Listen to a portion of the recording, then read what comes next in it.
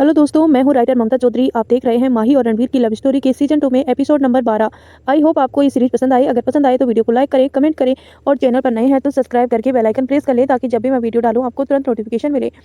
अभी तक कहानी में हमने देखा था आयुष और माहिर दोनों ने हैरानी से आरव की तरफ देखा। फिर माहिर ने कहा, अब तू भी ये कहने वाला है क्या कि तुझे भी किसी से प्यार हो गया है? तो आरव ने अपने कदम पीछे लेते हुए कहा, बिल्कुल, मैं तो तुम्हें ये काफी वक्त पहले बताने वाला था पर कभी मौका ही नहीं मिला। आरव उसे कुछ दूरी पर जाकर खड़ा हो गया तो आयुष ने पूछा, वैसे कौन है वो और हमें पता कैसे नहीं चला? आरव ने अपने कदम पीछे लेते हुए कहा, वो क्या है ना, अभी हम अपने रिलेशन को सबके सामने नहीं लाना चाहते थे पर कुछ दिन पहले ही हमने डिसाइड किया कि अब हम सबको सब कुछ बता देंगे, तो बस अब तुम्हें बता रहा हूँ। आयुष ने इरिटेट होते हुए कहा, पर ये तो बताया है कौन वो? अब आगे इतना हमने कल देख लिया था। आरव ने एकदम से कहा, हीर। कहकर आरव उसे थोड़ा दूर खड़ा होकर उन दोनों के चेहरे के एक्सप्रेशन देखने लगा। वहीं हीर का नाम सुनकर माहिर और आयुष कुछ पल के लिए आरव को देखते ही रह गए। फिर वो आरव की तरफ अपने कदम बढ़ाते हुए बोले, साले, तुझे गर्लफ्रेंड बनाने के लिए हमारी बहन ही मिली? तभी आरव पीछे की तरफ जाते हुए बोला, साला मैं नहीं, साले तो तुम दोनों बनोगे, वो भी मेरे। कहकर आरव जल्दी से वहां से भाग गया। माहिर और आयुष भी उसके पीछे पीछे भागते हुए चिल्लाए, हम छोड़ेंगे नहीं तुझे आरव। आरव ने हंसते हुए कहा, अपने होने वाले जीजा को थोड़ी रिस्पेक्ट कर लो वरना तुम्हारी बहन नाराज हो जाएगी। AVR एम्पायर रणवीर, रुद्र और वेदांत तीनों ही एक जरूरी मीटिंग अटेंड करके मीटिंग रूम से बाहर निकले ही थे कि रुद्र ने अपना फोन देखते हुए रणवीर और वेदांत से कहा, तुम आज शाम को ही कैलिफोर्निया के लिए निकलो। इन्फॉर्मेशन मिली है कि वहाँ की ब्रांच में कुछ प्रॉब्लम हो रही है। वेदांत ने कहा, हाँ, मेरे पास इस बात की न्यूज आई थी। ठीक है, तुम फिर शाम को कैलिफोर्निया जाने की तैयारी करो, बाकी यहाँ का तुम्हारा सारा काम मैं देख लूंगा। रणवीर कुछ कहने ही वाला था कि तभी उसका फोन रिंग करने लगा। रणवीर ने कुछ दूरी पर जाकर अपना फोन पिक किया और कान पर लगाकर सिर्फ इतना कहा, ठीक है, मैं अभी आ रहा हूँ, तुम वेट करो। फिर फोन डिस्कनेक्ट कर वेदांत से कहा, वेदांत, आज दोपहर वाली मीटिंग में तुम अकेले ही चले जाना, मुझे कुछ काम है। वेदांत ने अपना सिर हाँ में हिलाया तो रणवीर वहां से अपनी केबिन की तरह चला गया। रणवीर ने अपने केबिन का डोर ओपन किया तो उसे अपनी डेस्क के सामने की चेयर पर सनाया बैठी हुई नजर आई। सनाया के चेहरे पर इस वक्त थोड़ी परेशानी नजर आ रही थी। उसे देखकर लग रहा था कि वो किसी गहरी सोच में गुम है। रणवीर ने अंदर आते हुए कहा, अच्छा हुआ तुम आ गई सनाया, मुझे तुमसे कुछ जरूरी बात करनी थी। कहने के साथ ही उसने अपना कोट उतारकर चेयर पर टाका और अपनी रोलिंग चेयर पर बैठ गया। सनाया ने रणवीर की तरफ देखा और कहा, मुझे पता है रणवीर, तुम्हें क्या बात करनी है और तुम मेरा जवाब भी जानते हो। रणवीर ने अपना गला साफ करते हुए कहा, सनाया, तुम इस बात से इतना डर क्यों रही हो? और फिर आरव अकेला नहीं है, हम सब है ना उसके साथ। सनाया ने परेशान होते हुए कहा, रणवीर, तुम सब जानते हो ना, फिर भी तुम ऐसी बातें कर रहे हो। तुम जानते हो ना डैनियल के साथ क्या हुआ था। मैं नहीं चाहती कि मेरे बेटे के साथ भी ऐसा कुछ हो। वो लोग बहुत खतरनाक हैं और तुम ये भी जानते हो कि किन हालातों में हम इंडिया वापस लौटा पड़ा था। रणवीर ने एक गहरी सांस ली और फिर अपनी चेयर से खड़े होकर ग्लास वॉल के सामने खड़ा हो गया और अपनी पॉकेट में हाथ डाले सामने की तरफ देखते हुए कुछ सोचने लगा। सनाया अपनी चेयर से खड़ी हुई और रणवीर के पीछे जाकर खड़ी होते हुए बोली, रणवीर, तुम जानते हो कि आरव डैनियल की आखिरी निशानी है मेरे पास। अगर उसे कुछ हो गया तो मैं अब मरने के बाद डैनियल को क्या मुंह दिखाऊंगी कि मैंने उसके बेटे का ख्याल नहीं रख पाई। वैसे भी वो लोग शांत बैठने वालों में से नहीं है। देखा ना इंडिया में भी उन लोगों ने कितनी बार आरव पर हमला किया है। एक बार तो उन लोगों की वजह से अनिरुद्ध के साथ क्या हुआ था तुम जानते हो, फिर भी तुम इस बात को कह रही हो। रणवीर पीछे पलटा और सनाया की तरफ देखते हुए कहा, सनाया, तुम एक माँ हो ना तो तुम्हारा इतना परेशान होना जायज है, लेकिन तुम भी जानती हो जब तक उन लोगों को काबू में ना किया जाएगा वो लोग बार बार आरव पर हमला करते ही रहेंगे। क्यों ना एक ही बार में सब कुछ खत्म कर दिया जाए। अगर आरव एक बार डैनियल की पोजीशन हासिल कर लेता है उसके बाद किसी की हिम्मत नहीं होगी आरव की तरफ नजर उठाकर देखने की भी। और अगर वो ऐसा नहीं करता है तो उन लोगों को हमेशा यही लगता रहेगा कि कभी ना कभी आरव उस पोजीशन पर अपना दाव कर सकता है। सनाया रणवीर की बातों से परेशान हो गई थी। उसे समझ नहीं आया कि वो उसे अपनी बात कैसे समझाए, क्योंकि कहीं ना कहीं उसे रणवीर का कहना भी सही लग रहा था। वो जानती थी कि आरव पर हमेशा ही एक खतरा हमेशा बना रहता है और वो खुद इन सब चीज़ों से परेशान हो गई थी। उसने अपनी नम आंखों से रणवीर की तरफ देखा और कहा, पर मैं क्या करूं रणवीर, मुझे डर लगता है आरव के लिए। रणवीर ने सनाया के कंधों पर पकड़ा और उसे समझाते हुए कहा, एक बार आरव उस पोजीशन को हासिल कर ले उसके बाद खुद मैं उसे इन सब चीज़ों से बाहर निकलाऊंगा, प्रॉमिस करता हूँ। और मैं आरव को कुछ नहीं होने दूंगा। इसके बाद आरव सिर्फ डैनियल के बिजनेस को भी संभालेगा, ना कि माफिया किंग की पोजीशन, क्योंकि हमारे पास सिर्फ यही रास्ता है इन सब चीज़ों को खत्म करने का। कुछ देर चुप रहने के बाद उसने वापस ग्लास वॉल के बाहर देखते हुए कहा, और तुम भी जानती हो आरव और सारी जिंदगी प्रोटेक्ट करने का वचन दिया था मैंने डैनियल को, और अगर आरव को प्रोटेक्ट करने के लिए मुझे अपनी जान भी देनी पड़े तो मैं दे दूंगा, पर उसने कुछ नहीं होने दूंगा। शनाया ने कहा, रणवीर, मैं तुम पर भरोसा करती हूँ, तुमने आज तक आरव को प्रोटेक्ट किया है और मैं ये भी जानती हूँ कि तुम मेरे आरव को कुछ नहीं होने दोगे।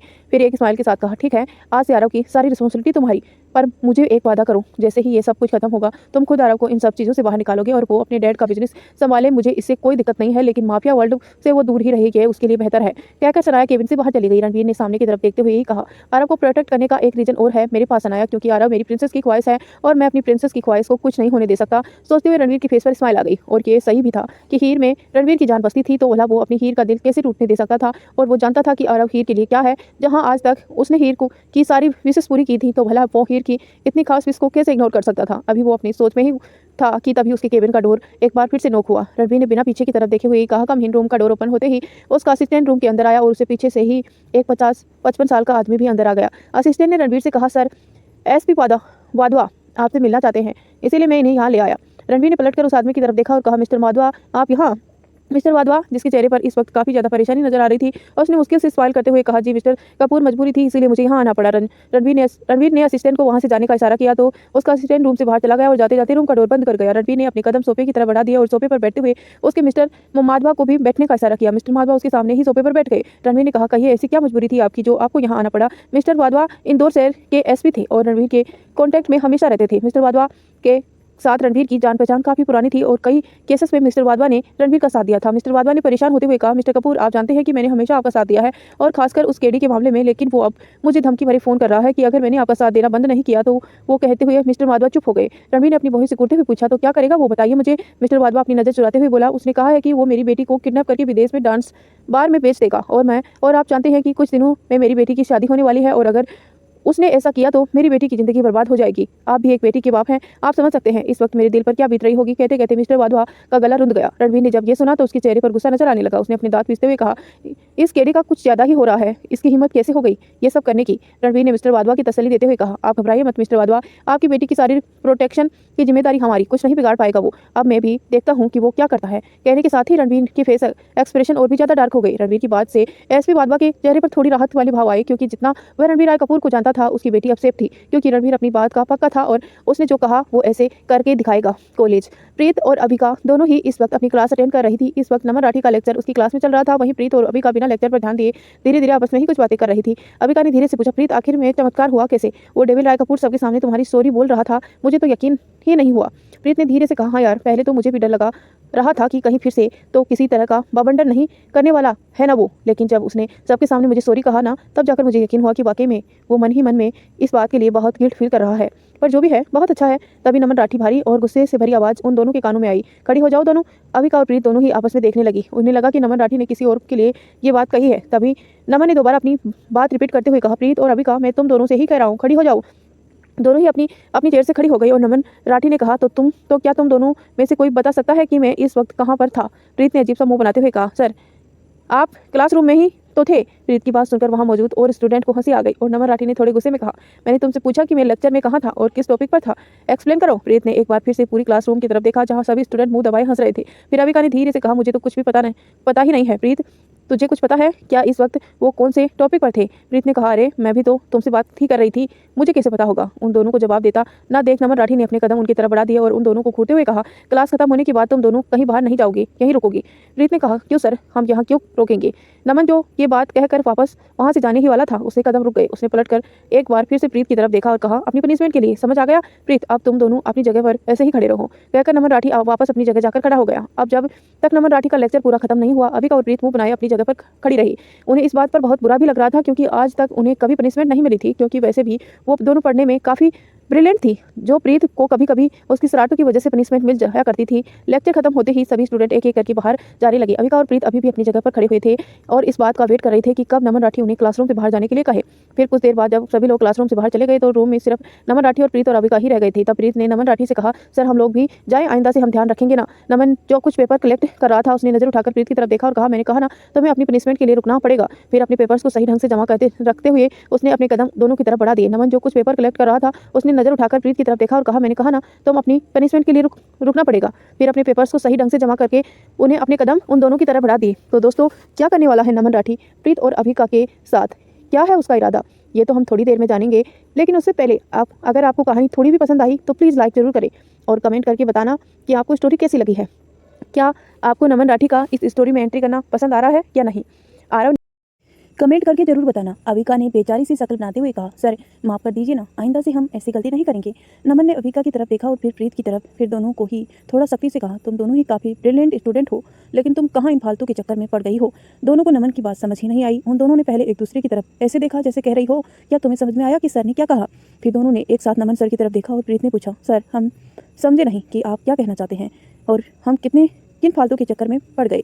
नमन ने गहरी सांस लेकर कहा, माहिर राय कपूर देखा है, माहिर राय कपूर देखो, मैंने आज ही माहिर राय कपूर ने कैसे सबके सामने तुम्हें अपनी गर्लफ्रेंड बताया था। तुम एक बात क्यों नहीं सोचती हो?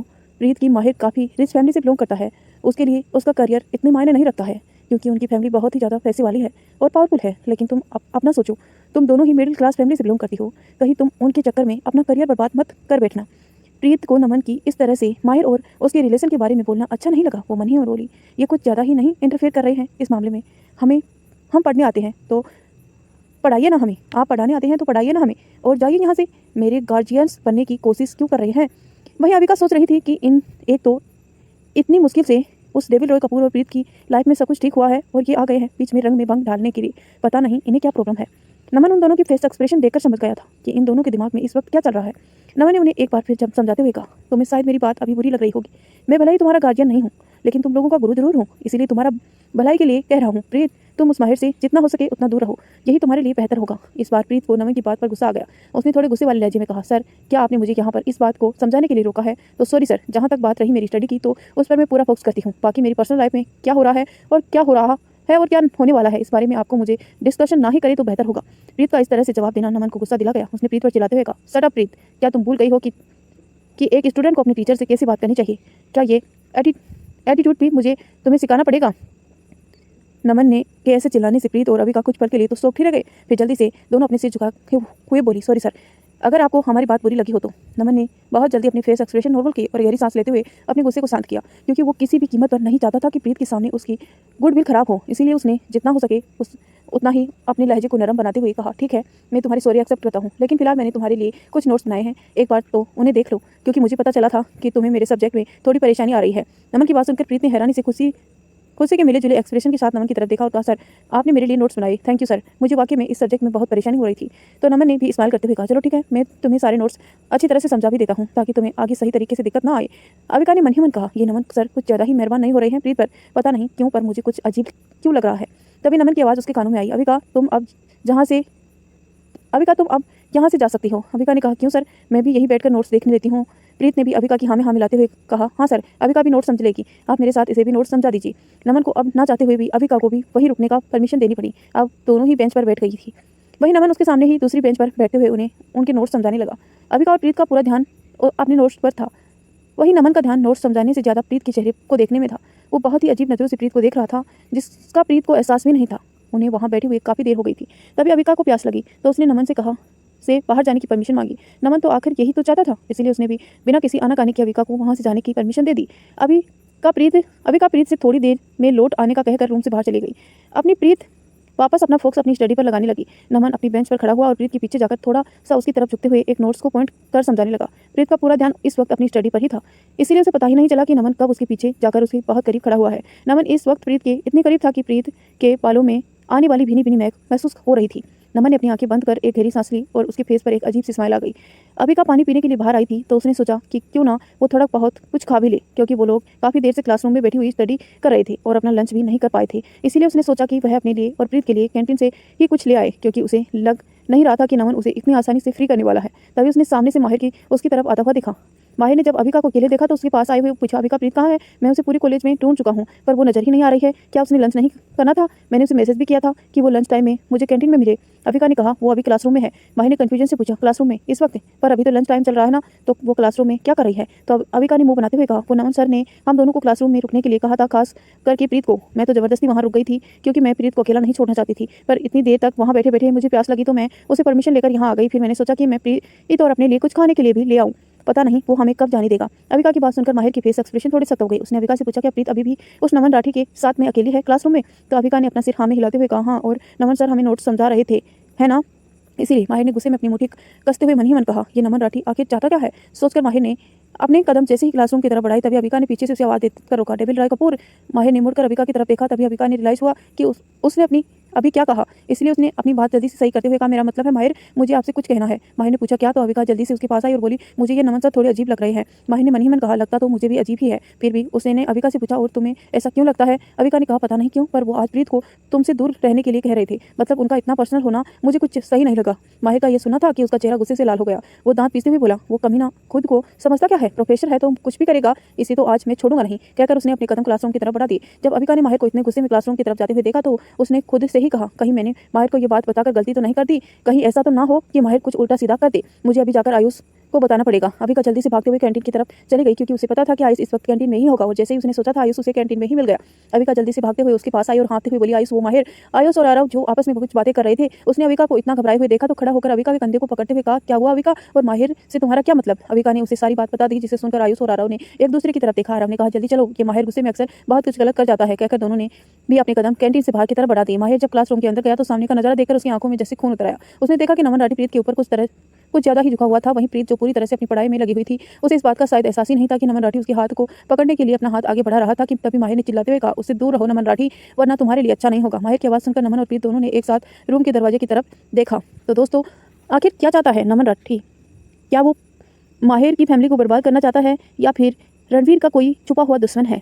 ये तो हम आगे आपको बताएंगे। उससे पहले आप वीडियो को लाइक करें और चैनल पर नए हैं तो कमेंट करके हमें बताइए कि आपको कहानी कैसी लगी। आज तो मैंने दोनों सीजन 1 और सीजन 2 को मर्ज किया है, और आई होप कि आपको पसंद आया होगा। ये एपिसोड माहिर को दरवाजे पर इतना गुस्से में खड़ा हुआ देखकर प्रीत एकदम से जैसे ही खड़ी हुई, नमन जो उसके बहुत करीब था झटके से पीछे हो गया। वो नहीं चाहता था कि प्रीत के सामने उसकी इमेज खराब हो या प्रीत उसके इरादे को जान जाए, लेकिन माहिर अपने गुस्से से लाल आंखों से नमन को ऐसे घूर रहा था जैसे आज वो उसे मार ही देगा। प्रीत उसकी तरफ बढ़ते हुए बोली, माहिर तुम्हें क्या हुआ, तुम यहाँ क्या कर रहे हो? पर माहिर ने उसकी बात का जवाब देने की बजाय उसकी बाह पकड़कर उसे अपने पास खींच लिया और उसे साइड में करते हुए अपने कदम नमन की तरफ बढ़ा दिए। नमन भी माहिर को गुस्से में देख रहा था। प्रीत को समझ ही नहीं आया कि आखिर यहाँ पर हो क्या रहा है। इससे पहले कि नमन माहिर से कुछ कहता, माहिर ने जाकर उसकी कॉलर पकड़ी और कहा, तुम्हारी हिम्मत कैसे हुई उसके करीब जाने की? तुम क्या समझते हो कि मैं तुम्हारे इरादे को समझ नहीं पाया? नमन राठी जिस माहिर पर इस वक्त बहुत गुस्सा आ रहा है था, लेकिन उसे एक नज़र प्रीत की तरफ देखा जो कंफ्यूजन से उन दोनों को देख रही थी, और तभी नमन राठी ने नासमझी बनाते हुए कहा, तुम किसके बारे में बात कर रहे हो माहिर, और ये क्या तरीका है बात करने का? मैं इस कॉलेज का प्रोफेसर हूँ, और तो थोड़ी तमीज से बात करो। वही प्रीत को ये बात समझ ही नहीं आ रही थी कि आखिर माहिर को गुस्सा किस बात पर आया है। इससे पहले कि प्रीत माहिर से कुछ पूछने के लिए आगे बढ़ती, माहिर ने गुस्से में एक जोर का पंच नमन के मुंह पर जड़ दिया, जिसे नमन का चेहरा एक तरफ झुक गया। माहिर की इस हरकत में नमन की आंखों में भी जैसे खून उतर आया हो। वही प्रीत एकदम सोक्ट होकर अपने मुंह पर हाथ रखे अपनी फटी फटी आंखों से सामने की तरफ देख रही थी। माहिर का ऐसा करने पर उसके मुंह से एक चीख निकल गई थी। नमन ने अपने होठों पर लगे हुए खून को अपने अंगूठे से साफ किया, और जैसे ही माहिर के मुंह पर पंच करने के लिए उसने अपना हाथ उठाया, तभी उसके पंच को किसी ने हवा में ही रोक दिया। नमन ने गुस्से में उस शख्स की तरफ देखा तो वो आयुष था, जिसकी हवा में ही नमन का हाथ रोक दिया था। आयुष ने उसे वार्निंग देते हुए कहा, सोचना भी मत।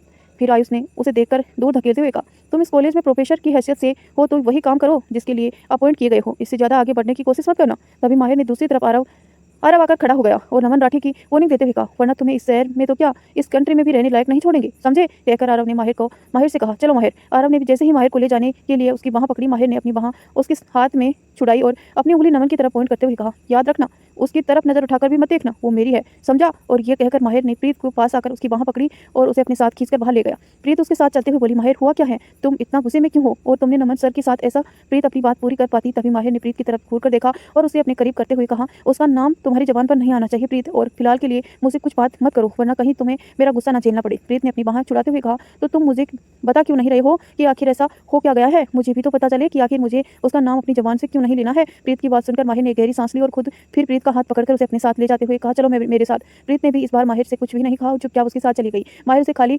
क्लासरूम में ले गया और उसे पिलर से सटाते हुए कहा, क्यों तुम्हें इतना भी होश नहीं था कि वो नमन राठी तुम्हारे कितने करीब था? प्रीत ने कंफ्यूजन से कहा, वो भले मेरे करीब हो क्यों होंगे, वो भले मेरे करीब क्यों होंगे, वो तो टीचर है ना, तुम ऐसा क्यों सोच सकते हो? प्रीत की बात सुनकर माहिर ने उसे ऐसा देखा और मन ही मन कहा, ये कितनी बेवकूफ़ लड़की है, क्या इसे उस नमन राठी के इरादे पता नहीं चले? माहिर ने अब प्रीत को समझाते हुए कहा, देखो प्रीत, वो नमन राठी के इरादे तुम्हें लेकर ठीक नहीं है, और ये बात मैंने तुम्हें पहले भी बताई थी ना, है ना? प्रीत ने अपना सिर हाँ में हिलाया और हाँ बताया तो था, पर वो तो मेरे लिए नोट्स बनाकर लाते थे ना, तो इसीलिए मुझे वहाँ रोक लिया था, बाकी तुम उन्हें गलत समझ रहे हो। माहिर ने कहा, वो सिर्फ एक बहाना था तुम्हें वहाँ रोकने का। अच्छा तुम ये बताओ कि तुम्हें कभी भी उसके साथ कुछ अजीब सा नहीं लगा, मतलब उसका बिहेव कुछ तो अजीब लगा होगा ना तुम्हें? प्रीत ने सोचते हुए कहा, हाँ तुम सही कह रहे हो, कभी कभी उसका बिहेव बहुत अजीब लगता है, क्योंकि वो कभी कभी बहुत पर्सनल होने की कोशिश करते हैं। तो माहिर ने उसकी गाल पर हाथ रखा और कहा, बस इसीलिए मैं कह रहा हूँ कि उसके इरादे तुम्हारे लिए ठीक नहीं है, इसीलिए उससे दूर रहो। तो प्रीत ने मुंह बनाते हुए कहा, हाँ तो ठीक है ना, तुम्हें उस पर गुस्सा आ रहा है, पर मुझे तो लगा तुम मुझ पर उसका गुस्सा उतारने वाले हो, क्योंकि जैसे तुम मुझे वहाँ से पकड़ कर लेकर आए हो ना, मुझे तो लग रहा था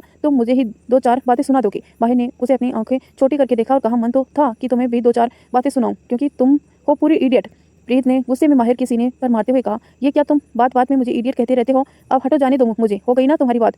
कहकर प्रीत जैसे ही वहाँ से जाने लगी, माहिर ने उसकी बाह पकड़कर उसे वापस पिलर से लगा दिया और उसके दोनों तरफ अपने हाथ टिकाते हुए कहा, अभी कहाँ जा रही हो, अभी मेरी बात पूरी नहीं हुई है। तो प्रीत ने अपनी आंखें बड़ी करके उसे देखते हुए पूछा, अब कौन सी बात अधूरी रह गई तुम्हारी? तो माहिर ने उसके चेहरे की तरफ झुकते हुए कहा, मेरे मूड कौन ठीक करेगा प्रीत? तो प्रीत ने अपनी हंसी दबाते हुए कहा, जिसने खराब किया है उसी को बुला बोलो ना जाकर कि वो ही ठीक करे। माहिर ने उसे घूरते हुए कहा, तुम मेरा मजाक उड़ा रही हो? तो प्रीत ने कहा, नहीं, मैं तो तुम्हें सलाह दे रही हूँ। माहिर ने उसके होठों की तरफ देखते हुए कहा, मुझे सलाह की नहीं, फिलहाल किसी और चीज़ की जरूरत है। प्रीत इससे पहले कि कुछ पूछती, माहिर ने उसकी गले के पीछे अपना हाथ रखा और उसका चेहरा अपने और करीब करते हुए उसके होठों पर अपने होठ रख दिए। माहिर के ऐसे करते ही प्रीत की आंखें हैरानी से बड़ी हो गई। उसने कसकर माहिर की कॉलर को अपनी मुट्ठियों में भर लिया, लेकिन कुछ देर बाद प्रीत माहिर को खुद से दूर करने लगी, क्योंकि उसे याद आया कि वो लोग इस वक्त कॉलेज में हैं और कोई उन्हें इस तरह से देख लेगा तो क्या सोचेगा। ये सोचकर ही प्रीत ने माहिर से को खुद से दूर धकेलते हुए कहा, माहिर, तुम भूल रहे हो कि हम लोग कॉलेज में हैं, कोई हमें ऐसे देखेगा तो क्या सोचेगा। माहिर जो प्रीत को ऐसे दूर धकेलने से पीछे की तरफ हो गया था, अब एक बार फिर प्रीत के करीब आते हुए बोला, मुझे परवाह नहीं है, कहकर उसने फिर से प्रीत को किस करना शुरू कर दिया। पर इस बार माहिर ने उसे बहुत ही फोर्सफुली किस कर रहा था। प्रीत कुछ देर तक तो उसकी पकड़ से छूटने के लिए छटपटाई, लेकिन फिर उसने एफर्ट लगाना बंद कर दिया। माहिर जो कुछ देर पहले तक प्रीत को बार बार दूर करने की वजह से उसे बहुत ही अग्रेसिव होकर किस कर रहा था, कुछ देर बाद उसने प्रीत को बहुत ही सॉफ्टली किस करना शुरू कर दिया। कुछ देर बाद माहिर प्रीत से थोड़ा दूर हुआ। प्रीत ने अपनी आंखें बंद की हुई थी और उसका चेहरा बहुत ही ज्यादा लाल हो गया था। उसके चेहरे पर छाई शर्म की लालिमा प्रीत को बहुत ही ज्यादा खूबसूरत बना रही थी। माहिर ने प्यार से प्रीत की फोरहेड को चूम लिया। प्रीत ने धीरे से अपनी आंखें खोली, माहिर की तरफ देखा। माहिर ने उसकी आंखों में देखते हुए कहा, मुझे कोई फर्क नहीं पड़ता है प्रीत कि कोई हमारे बारे में क्या सोचता है, पर कोई भी अगर तुम्हारे करीब आने की कोशिश करता है तो मुझे इस बात से फर्क पड़ता है, इसीलिए आज के बाद तुम किसी को अपने करीब नहीं आने दोगी।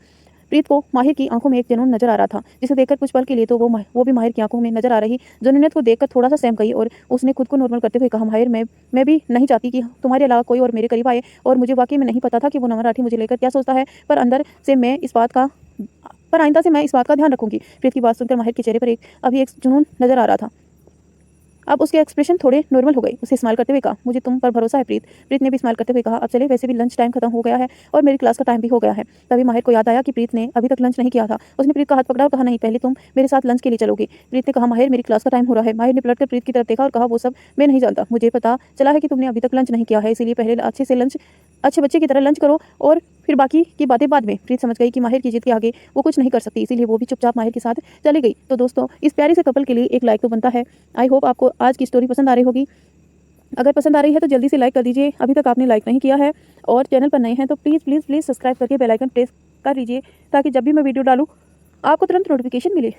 सुबह के वक्त माही मिरर के सामने खड़ी होकर रेडी हो रही थी। उसने अपने बालों को ढीला सा जोड़ा बनाया हुआ था। तभी रणबीर ने उसे जोड़े से पिन को निकाल दिया, जिसे माही के खूबसूरत लंबे बाल एक बार फिर से उसकी बैक पर फैल गए। माही ने हैरानी से पलटकर रणबीर की तरफ देखा और कहा, तुम हमेशा ही ऐसे क्यों करते हो? लाओ मेरी पिन, मुझे वापस जोड़ा बनाना है। रणबीर ने पिन को ड्रेसिंग में फेंकते हुए कहा, कोई जरूरत नहीं है, मुझे तुम्हारे बाल खुले ही पसंद हैं। फिर माही की बैग से हक करते हुए माही के बालों की भीनी भीनी महक को अपनी आंखों में बंद कर महसूस करते हुए कहा, इन्हें तुम खुला ही रहने दिया करो। फिर सामने आकर ड्रेसिंग पर रखी सिंदूर की डिब्बी को उठाकर उसमें से एक चुटकी भर सिंदूर लिया और माही की मांग में उसे सिंदूर को सजा दिया। रणवीर अक्सर ही ऐसा करता था, इस वजह से माही के फेस पर स्माइल आ गई। उसने रणवीर के सीने पर सिर रखते हुए कहा, रणवीर, मुझे हमेशा इतना प्यार करने के लिए तुम्हारा बहुत बहुत शुक्रिया। रणवीर ने भी कसकर माही को अपनी बाहों में भर लिया और उसके सिर को चूमते हुए कहा, और मेरी जिंदगी में आने के लिए तुम्हारा बहुत बहुत शुक्रिया माही। माही ने अपना सिर उठाकर रणवीर की तरफ देखा और कहा, कितने साल हो गए ना रणवीर, फिर भी हम ऐसे ही लगता है जैसे कल ही तो हम मिले हैं। रणवीर ने एक गहरी सांस लेकर कहा, इतने सालों में हमारा रिश्ता कितना उतार चढ़ाव से होकर भी गुजरा है, पता नहीं कितनी आजमाइश ने हमारे प्यार आजमाया है, तब जाकर हमारे ये खूबसूरत रिश्ता इतने सालों तक आज भी मुकब्बल है। तभी कुछ याद करते ही रणवीर ने कहा, माही, तुम्हें आज की डेट याद है ना? माही ने याद करने की कोशिश की और फिर अपना सिर नामे हिलाते हुए कहा, नहीं, आज कुछ खास था क्या? रणवीर ने अपना सिर नामे हिलाया और कहा, अक्सर बीवी अपने पति से नाराज रहती है कि उसके हस्बैंड उसकी एनिवर्सरी या उसका बर्थडे भूल जाते हैं, और एक मैं हूँ कि मुझे ये सब तुम्हें याद दिलाना पड़ता है। माही ने मुंह बनाते हुए कहा, रणवीर, अब ये बातें बनाना बंद करो और जल्दी से बताओ क्या खास है आज। तो रणवीर ने स्माइल करते हुए कहा, आज का ही दिन मेरी इनोसेंट सी बीवी मुझे पहली बार टकराई थी, भूल गई? ये याद आते ही माही ने अपनी आंखें बड़ी करते हुए कहा, ओ, मुझे सच में याद नहीं रहा। रणवीर ने माही के गालों को सहलाते हुए कहा, तो आज शाम को तैयार है ना? हम लोग आज रात का डिनर वहीं करेंगे। माही ने एक बार फिर अपना सिर रणवीर के सीने पर रखा और कहा, हाँ रणवीर, उसी रूम में जहाँ हम पहली बार मिले थे। दरअसल वैसे तो वो होटल रणवीर का ही था, लेकिन रणवीर ने उस रूम को हमेशा के लिए प्राइवेट ही कर दिया था। उस रूम में उस दिन के बाद से कोई और नहीं जा सकता था, क्योंकि रणवीर ने उस रूम को हमेशा ही एक मेमोरी की तरह संभाल के रखा था। कुछ ऐसा ही पागलपन था रणवीर का माही के लिए, या कह सकते हैं कि है। यहाँ तक कि इनका इंटीरियर भी रणवीर ने चेंज नहीं करने दिया था, वो आज भी वैसा का वैसा ही था। वहीं दूसरी तरफ माहिर और आयुष दोनों ही हीर के रूम में सोफे पर बैठे हुए हीर को घूरकर देख रहे थे। वहीं दूसरी तरफ सोफे पर विरांश भी बैठा हुआ था, जो कंफ्यूजन से कभी हीर को तो कभी माहिर और आयुष को देख रहा था। वहीं हीर भी आलती पालती मारे अपने बेड पर अपना सिर झुकाए बैठी हुई थी। माहिर ने चुप्पी को तोड़ते हुए कहा, हाँ तो हीर, तुम हमें इतना इंपॉर्टेंट बात कब बताने वाली थी भी कि नहीं, या फिर हमें ये सब दुनिया वालों से पता चला? हीर ने सफाई देते हुए कहा, नहीं भाई, ऐसी बात नहीं है, मैं आपको सबसे पहले बताने वाली थी, और वो क्या है ना, मैं खुद भी कंफ्यूज थी, फिर मुझे आगे वक्त भी नहीं मिला, तो बस इसीलिए नहीं बता पाई। आयुष ने कहा, ओह शट अप हीर, बातें बनाना बंद करो। मुझे एक बात समझ नहीं आती, तुम हमारी बातों को तो बड़ी जल्दी जान लेती हो, लेकिन अपनी इतनी बड़ी बात भी हमसे छुपा रही थी। तभी माहिर ने तीखी नजरों से विरांश को घूर कर कहा, क्योंकि इसने हमारे पीछे अपना एक जासूस जो छोड़ा हुआ है, जो हमारे पल पल की खबर इस तक पहुंचाता है। विरांश ने जब माहिर को अपनी तरफ देखते हुए देखा तो तुरंत ही अपनी नजरें दूसरी तरफ फेरते हुए ऐसे जताने लगा जैसे उसने माहिर की बात सुनी ही नहीं। तभी हीर ने विरांश की साइड लेते हुए कहा, भाई मेरे मासूम से छोटे भाई को ऐसे मत डांटिए। हीर ने अपना साइड लेता देख विरांश बड़े ही लाड से हीर के पास आया और उसकी गोद में सर रखकर कहा, दीदी भला आपके होते हुए किसकी हिम्मत है कि मुझे कोई कुछ कह भी सके। माहिर ने खड़े होते हुए कहा, दिखाऊं क्या अभी तुम्हें हिम्मत, छोटे हो और छोटे ही बनकर रहो। तो विराज ने भी माहिर को अपनी वो सिकुड़ कर घूर कर देखा और कहा, आप मुझे डराओगे ना तो मैं जाकर मोम को से आपकी शिकायत कर दूंगा। माहिर जो अभी भी उसे कुछ कहने ही वाला था कि तभी वो वापस जाकर अपनी जगह पर बैठ गया और अपने एक पैर को दूसरे पैर पर चढ़ाते हुए कहा, तुम जाकर मोम से शिकायत करो, फिर मैं उन्हें बताऊंगा तुम्हारे किए हुए सभी कांड के बारे में कि तुम स्कूल में क्या क्या करते हो। आखिर उन्हें भी तो पता चले उसका मैं ये मासूम सा छोटा सा बेटा स्कूल में कितना बड़ा दबंग बना घूमता है। माहिर की बात सुनकर विरांश का गुस्सा अभी एकदम से ठंडा पड़ गया और वो वापस बेचारों वाली नज़र से हीर को देखने लगा। तो दोस्तों कैसी लगी ये छोटा सा एपिसोड? आई होप आपको पसंद आया होगा। अगर पसंद आया है तो जल्दी से लाइक करें और कमेंट करके बताएं कि आगे क्या होने वाला है हमारी माही के साथ। क्या आपको कुछ नॉलेज है या फिर आप वेट कर रहे हैं कल के स्टोरी का, क्योंकि कल का एपिसोड बहुत ही ज़्यादा धमाकेदार होने वाला है। मैं मेरी तरफ से पूरी कोशिश करूँगी कि एपिसोड में पूर्णतः जान डालने की, लेकिन आप भी प्लीज़ सपोर्ट करना, वीडियो को लाइक करना, कमेंट करना और चैनल पर नए हैं तो सब्सक्राइब जरूर करना। हीर ने जब देखा उसके छोटे भाई को उसके बड़े भाई धमका रहे हैं तो उसने अपने छोटे भाई विरांश को हक किया और घूरकर माहिर और आयुष की तरफ देखते हुए कहा, कोई मेरे छोटे भाई को कुछ नहीं कहेगा। हीर की बात सुनकर माहिर ने उसका मजाक उड़ाते हुए कहा, हाँ तुम्हारा sweet and loving little brother जिसके 3 साल तक तूने बाल नहीं कटवाने दिए थे क्योंकि तुम्हें भाई नहीं तुम्हें तो बहन चाहिए थी ना हीर, ताकि तुम इसके बालों की हेयर टाई स्टाइल बना सको, तुम इसके बालों में अपनी हेयर पिन भी लगा सको। आयुष ने भी माहिर का साथ देते हुए कहा, हाँ कभी कभी तो हमें डाउट होता था कि हमारा तो भाई हुआ था, वो कहीं हमारे भाई को किसी ने लड़की में बदल तो नहीं दिया। ये बात कहते हुए माहिर और आयुष दोनों ठाका लगाकर हंस पड़े। माहिर और आयुष की बात सुनकर विरांश और हीर दोनों ही गुस्से में मुंह फुलाकर उन दोनों को देख रहे थे। विरांश बेड से नीचे उतरते हुए बोला, मैं अभी जाकर मोम डैड को सब बता रहा हूँ कि आप दोनों कैसे मुझे चिढ़ा रहे हैं और परेशान भी कर रहे हैं, फिर मैं भी देखता हूँ उनकी डांट खाकर आप कैसे हम पर हंसते हैं।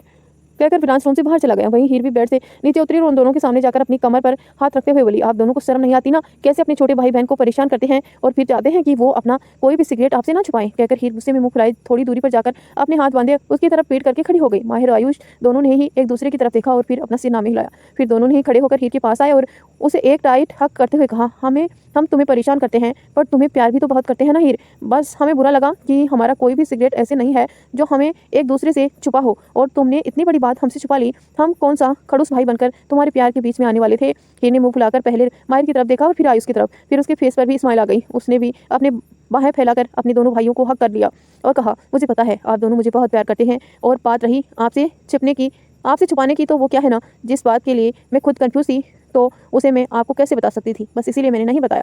तभी हीर को कुछ याद आया और उसने अपना सिर हाथ पर हाथ रखकर कहा, ओ नो, मैंने तो आज आरव को लंच के लिए बुलाया है, मुझे उसके लिए लंच भी रेडी करना है। फिर जल्दी से डोर की तरफ भागते हुए बोली, ठीक है भाई मैं चलती हूँ, मुझे लंच भी बनाना है। कहकर हीर रूम से बाहर भाग गई। माहिर और आयुष ने एक दूसरे की तरफ देखा और फिर डोर की तरफ देखते हुए एक साथ अपना सिर हिलाते हुए कहा, अब तो आरव गया। फिर आयुष ने कुछ सोचते हुए कहा, माहिर क्या हमारी हीर भी कुछ सालों बाद शादी करने के बाद हमें छोड़कर अपने ससुराल चली जाएगी। आरव ने आयुष की तरफ देखा और सोफे पर बैठते हुए कहा, इस भूल में मत रहना आयुष की वह हमें छोड़कर जाएगी, बल्कि यह है तो आरव को घसीट कर यहाँ ले आएगी। कुछ देर बाद आरव डाइनिंग हॉल में चेयर पर बैठा हुआ अजीब से एक्सप्रेशन के साथ सामने रखे खाने को देख रहा था। तभी उसके कानों में हीर की आवाज़ आई, अरे देख क्या रही हो, खाओ ना, सब तुम्हारे लिए ही है।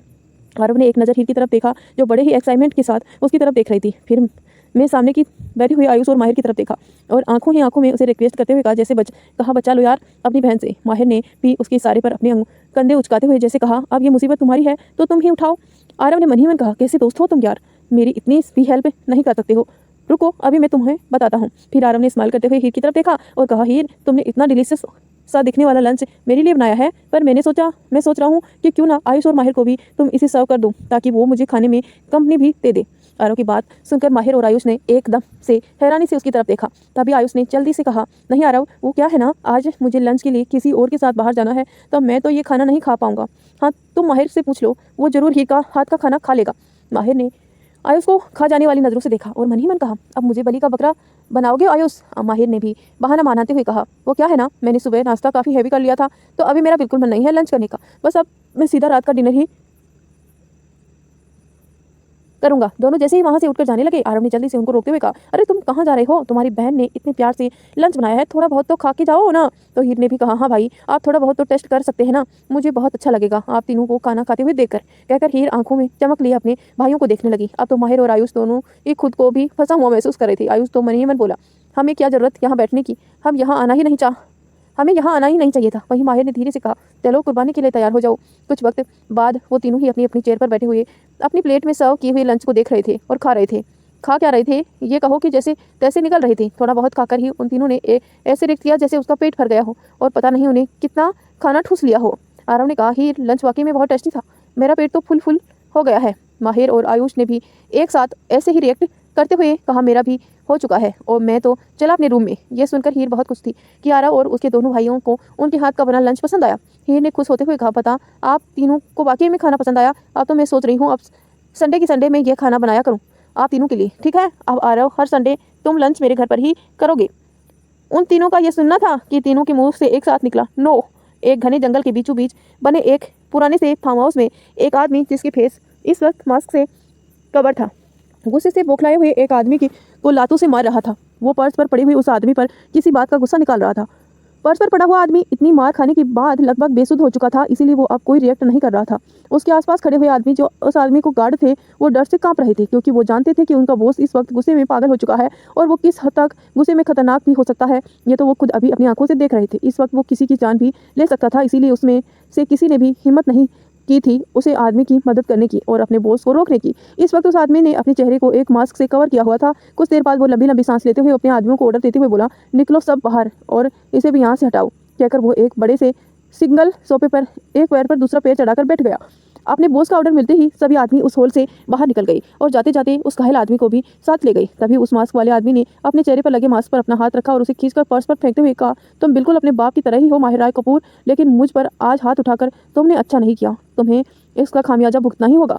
ये कोई और नहीं, नमन राठी है, जो इस वक्त बहुत ही ज़्यादा खतरनाक नजर आ रहा है। जो नमन राठी कॉलेज में है, हमेशा शराफत का नकाब लगाए हुए नजर आता था, आज वो किसी खतरनाक माफिया की तरह लग रहा था। दूसरा दिन कपूर मेंशन। आओ बच्चों, ये वेदांश पागल हो गया है, रियांशी भागते हुए चिल्ला रही थी। आओ बचाओ, ये वेदांश पागल हो गया है, रियांशी भागते हुए चिल्ला रही थी। वेदांश उसके पकड़ने के लिए उसके पीछे भागता हुआ आ रहा था। वो उस पर चिल्लाते हुए बोला, रियांशी तुम्हारी हिम्मत कैसे हुई मेरे असाइनमेंट को ख़राब करने की? तुम्हें मैंने मना किया था कि मेरे रूम में मत आना और आसपास भी नज़र मत आना। तुम्हें वो सब जानबूझकर किया है ना? रियांशी जल्दी से सोफे पर चढ़ गई और फिर सोफे की दूसरी तरफ कूदते हुए बोली, मैंने कुछ भी जानबूझकर नहीं किया, वो बस गलती से हो गया, मैं तो बस उसे देखने गई थी। वेदांश ने चिल्लाते हुए कहा, मेरे सामने तो ये बात मत बनाना, मैं तुम्हें अच्छे से जानती हूँ, तुम हमेशा मुझे परेशान करने के नए नए बहाने ढूंढती रहती हो, बंदरिया कहीं की। रियांशी मेन एंट्रेंस की तरफ भागते हुए बोली, और तुम हो चिपंजी कहीं के। रियांशी पीछे की तरफ देखकर भाग रही थी, इसीलिए वो सामने बाहर से आ रहे एक शख्स से टकरा गई। खुद ही संभल नहीं पाई, जिसकी वजह से वो सीधा पर्स पर गिर गई। सामने ही वेदांत, जो अभी ऑफिस से आया था, वो हैरानी से उसे देख रहा था। उसने रियांशी को खड़ा किया और उसे ऊपर से नीचे तक देखते हुए कहा, तुम ठीक तो हो ना बच्चा, और तुम्हें चोट तो नहीं लगी है ना? रियांशी ने पीछे मुड़कर वेदांत की तरफ देखा, जो थोड़ी दूरी पर ही खड़ा गुस्से से घूर रहा था। रियांशी वेदांत के पीछे छिपते हुए बोली, अंकल देखो ना, ये मुझे कब से परेशान कर रहा है। वेदांत ने वेदांत की तरफ घूर कर देखा और उसे थोड़ा डांटते हुए कहा, तुम रियांशी को क्यों परेशान कर रहे हो वेदांत? अपने डैड की बात सुनकर रियांश उसके पास आया और रियांशी को घूरते हुए कहा, डैड इससे पूछिए, इसने मेरा असाइनमेंट क्यों ख़राब किया है? कितनी मेहनत से मैंने उसे रेडी किया था। वेदांत ने अपनी पीछे खड़ी हुई रियांशी की तरफ देखा तो रियांशी ने बड़ी ही मासूमियत से कहा, अंकल वो तो गलती हो गई है, मैं तो बस उसे देख रही थी या जानबूझकर उसे खराब करने के लिए गई थी। कहकर वेदांत जैसे ही उसे पकड़ने के लिए आगे बढ़ा, वेदांत ने वेदांत को दूर करते हुए कहा, उसे हाथ भी मत लगाना, वरना मुझसे बुरा कोई नहीं होगा। वेदांत ने अब मुंह बनाते हुए अपने डैड की तरफ देखा और कहा, डैड आप मेरे साथ हमेशा ऐसा क्यों करते हैं? मैं आपका ही बेटा हूँ, आपने मुझे ऑनलाइन परचेज नहीं किया है ना कि बार बार भूल जाते हैं। वेदांत की बात सुनकर वेदांत ने उसे गुस्से से देखा और कहा, तुम कुछ ज़्यादा नहीं बोलने लगे हो? क्या तुम चाहते हो कि मैं तुम्हें इस बात के लिए पनिशमेंट दूं? मेरा बेटा को डराना बंद करो वेदांत राठौड़, वरना तुम्हारी हालत ख़राब कर दूंगी। प्रिया, जो कुछ देर पहले ही वहाँ आई थी, वो अपनी कमर पर हाथ रखे वेदांत को घूरते हुए बोली। प्रिया की आवाज़ सुनकर उन तीनों ने प्रिया की तरफ देखा और घूर कर वेदांत को देख रही थी।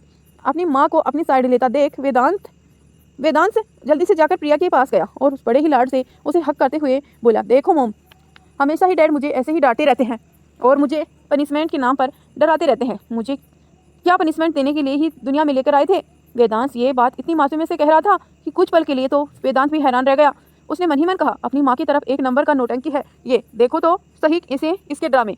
प्रिया ने प्यार से अपने बेटे की गाल पर हाथ रखते हुए कहा, मेरा बच्चा तू चिंता मत कर, तेरी माँ है ना, मैं संभाल लूंगी तेरे बाप को, समझे क्या रखा है इन्होंने खुद को। कहकर प्रिया दंदनाती हुई वेदांत के सामने गई और उसे घूरते हुए बोली, आज के बाद मेरे बेटे को इस तरह से डराना या ना तो सही बात नहीं रहेगी। इससे पहले कि प्रिया अपनी बात को आगे पूरी करती, वेदांत ने उसे और करीब आते हुए कहा, हाँ तो क्या करोगी तुम, बोलो। प्रिया ने भी गुस्से में कहा, मैं तुम्हारा जीना हराम कर दूंगी, समझे। तो वेदांत ने उसकी बात हवा में ही उड़ाते हुए कहा, तुम और मेरा जीना हराम करोगी, सच में प्रिया। वेदांत ने जब अपनी पेरेंट्स को इस तरह से फाइट करते हुए देखा तो मन ही मन कहा, वेदांत बेटा, वेदांत पहली बार फुर्सत में खिसक ले यहाँ से, हर बार ऐसा ही होता है, पहले ये दोनों तेरे लिए लड़ते हैं, फिर बाद में तुझे ही मिलकर कूटते हैं। वही रियांश ने जब सीढ़ियों से अपनी मोम रूही को नीचे आते हुए देखा तो उसके भी दिमाग में इस तरह के खतरे की घंटी बजी। वो भी मन ही मन बोली, रियांशी खिसक ले बेटा, मोम यहीं आ रही है। अगर उन्हें पता चला ना कि मैंने आज फिर उसके राज दुलारे वेदांत को परेशान किया है तो वो पक्का तुझे फुर्सत से पीट देगी। तो दोस्तों इसी के लिए एक लाइक तो बनता है और कमेंट करके ज़रूर बताना कि कहानी आपको कैसी लग रही है। और आई होप कि आपने चैनल को सब्सक्राइब करके नोटिफिकेशन ऑन किया होगा ताकि जब भी मैं वीडियो डालूँ आपको तुरंत नोटिफिकेशन मिल जाए।